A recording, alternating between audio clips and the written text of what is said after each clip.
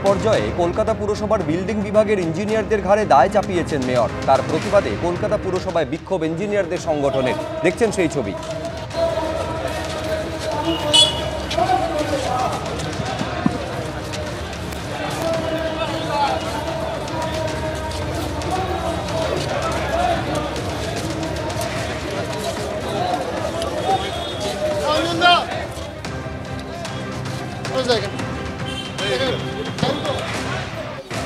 আপনারা জানেন যে গার্ডেন রিচে নির্মীয়মান বহুতল ভেঙে যে প্রাণহানির ঘটনা ঘটেছে, প্রথম থেকেই সেই প্রাণহানির দায় কি কাউন্সিলরের, এই প্রশ্নে সরাসরি বলেছেন যে কাউন্সিলরের পক্ষে জানা সম্ভব নয় কোথায় অবৈধ নির্মাণ হচ্ছে। এই খোঁজ নেওয়ার কথা বিল্ডিং বিভাগের, কারণ বিল্ডিং বিভাগ তার জন্য মাইনে পায়, এই প্রশ্ন করেছিলেন। এমনকি সাব অ্যাসিস্ট্যান্ট ইঞ্জিনিয়ারকে অপদার্থ অথবা আপনি চোর এই বলে পর্যন্ত বিল্ডিং বিভাগের বৈঠকে কড়া ধমক দিয়েছিলেন। আর তারই প্রতিবাদে ইঞ্জিনিয়াররা রাস্তায় নেমেছেন, তারা বিক্ষোভ দেখাচ্ছেন। যেভাবে দায় ইঞ্জিনিয়ারদের ঘাড়ে ফেলেছেন মেয়র, তার প্রতিবাদে।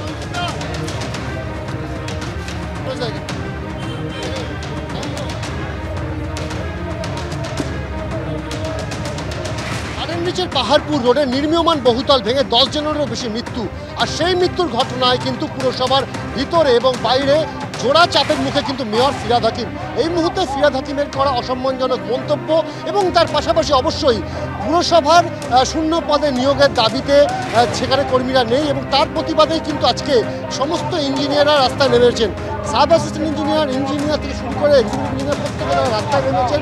তাদের বক্তব্য যেটা, যে শুধুমাত্র এই বিপর্যয়ের দায় ইঞ্জিনিয়ার বা আধিকারিকদের ঘাড়ে চাপালে চলবে না, এটা সার্বিকভাবে পুরো প্রশাসনের দায়, তাদের ব্যর্থতা এবং তাদের ব্যর্থতার দায় শুধুমাত্র আধিকারিকদের ঘাড়ে চাপিয়ে পুরো বোর্ড তারা কিন্তু পার পেতে চাইছেন। তারা কিন্তু বলছেন যে এখনো পর্যন্ত বিভিন্ন বিভাগে প্রচুর সংখ্যক আধিকারিক শূন্য পদ থাকলেও সেখানে কিন্তু লোক নেই।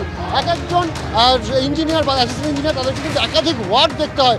স্বাভাবিকভাবেই এত কাজের চাপ সামলে তারা কী করে ভালো পরিষেবা দেবে এবং তারই প্রতিবাদে তারা এই মুহূর্তে নেমেছে। পুরসভার ভেতরে তারা মিছিল করেছে, পুরসভার বাইরে তারা মিছিল করছে। স্বাভাবিকভাবেই একদিকে যখন রাজনৈতিক চাপ এবং রাজনৈতিক আক্রমণের কেন্দ্রবিন্দুতে দাঁড়িয়ে রয়েছে কলকাতা পুরসভা, ঠিক তখনই পুরসভার অন্দরে আধিকারিকদের এই মিছিল তাতে কিন্তু বাড়তি চাপ তৈরি করছে মেয়রের উপরে এবং পুরো বোর্ডের উপর।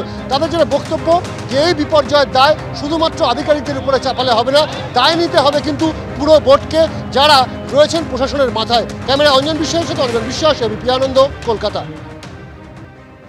প্রায় 6 ঘন্টা পার, এখনো বোলপুরে মন্ত্রী চন্দ্রনাথ সিনহার বাড়িতে এনফোর্সমেন্ট ডিরেক্টরেটের আধিকারিকরা। ভোটের মুখে রাজ্যের আরও এক মন্ত্রীর বাড়িতে কেন্দ্রীয় এজেন্সির হানা। বাড়িতে ঢুকে মন্ত্রীকে না দেখে গ্রামের বাড়ি থেকে চন্দ্রনাথ সিনহাকে তলব এনফোর্সমেন্ট ডিরেক্টরেটের। ইডির তলবে মুরারয় থেকে বোলপুরের বাড়িতে ক্ষুদ্র ও কুটির শিল্প মন্ত্রী। নিয়োগ দুর্নীতি তদন্তে ধৃত কুন্তল ঘোষের বাড়ি থেকে উদ্ধার হওয়া রেজিস্টারে চন্দ্রনাথের নাম পাওয়া যায় বলে ইডি সূত্রে খবর। দেখতে পাচ্ছেন যে এই মুহূর্তে মুরারয় থেকে একেবারে বোলপুরে বাড়িতে এসে পৌঁছন মন্ত্রী চন্দ্রনাথ সিনহা, সেই মুহূর্তের ছবি। কিন্তু তার অনেক আগে 8:40 পৌনে 9টা নাগাদ চন্দ্রালয় অর্থাৎ মন্ত্রী চন্দ্রনাথ সিনহার বাড়িতে পৌঁছে যান ইডির তদন্তকারী আধিকারিকেরা। এখনো পর্যন্ত সেখানে রয়েছেন। প্রথম দফায় তল্লাশি হয় এবং তারপর মন্ত্রীকে মুরারইয়ে তার গ্রামের বাড়ি থেকে ডেকে পাঠানো হয়। সেই মতন মন্ত্রী এসে পৌঁছন এবং এই মুহূর্তে জিজ্ঞাসাবাদ পর্ব চলছে এনফোর্সমেন্ট ডিরেক্টরেটের তরফে মন্ত্রীকে। নিয়োগ দুর্নীতিতে নাম উঠে এসেছে মন্ত্রী চন্দ্রনাথ সিনহার এবং ভোটের মুখে এই চন্দ্রনাথ সিনহার বাড়িতে তল্লাশি চালাচ্ছে এনফোর্সমেন্ট ডিরেক্টরেট এবং একই সঙ্গে জিজ্ঞাসাবাদ চলছে। যে রেজিস্টার কুন্তল ঘোষকে যখন গ্রেফতার করা হয়, তার বাড়ি থেকে যে রেজিস্টার উদ্ধার হয়, সেই রেজিস্টারে চন্দ্রনাথ সিনহার নাম পাওয়া যায় এবং তারই ভিত্তিতে এমনকি একাধিক অভিযোগের ক্ষেত্রে বয়ানে চন্দ্রনাথ সিনহার নাম বারে বারে উঠে এসেছে। এই সমস্ত তদন্তে যে তথ্য উঠে এসেছে চন্দ্রনাথ সিনহার বিরুদ্ধে এবং যা যা তথ্য এখনো পর্যন্ত ইডি পেয়েছে, সেই সমস্ত তথ্য এবং নথিকে সামনে রেখে ইন্টারোগেশন চলছে।